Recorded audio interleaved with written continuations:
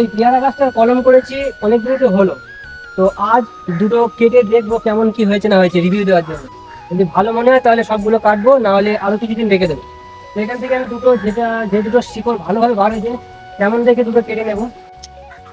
বুঝলা? চলো এটাকে এখন খোলা যাক। শিকড় বার হয়েছে, এইটুকু এসব শিকড় বার হয়েছে, কিন্তু আমার মনে হয় আরো কিছুদিন রাখলে এটা বেশি ভালো হতো। আরো এটা কিন্তু অ্যাকচুয়ালি নিয়ম পুরো ভালোভাবে ঢেকে যাবে শিকড়ে, তারপরে এটাকে কাটলে কিন্তু তাহলে কি হয়, চারাটার মিস হওয়ার চান্স কম থাকে চারাটা। চলো এই দুটো যখন কেটে ফেলেছি তখন এই দুটোকে এখন রিপোর্টিং করে দেওয়া যাক।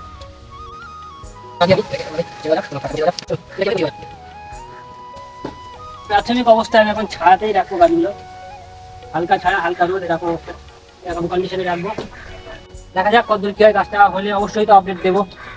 আর ওই যে এখনো কলমগুলো আছে যেগুলো, সেগুলো আরো কিছুদিন আমি সময় দেবো, তারপরে কলমগুলোকে গাছ থেকে নেওয়াবো।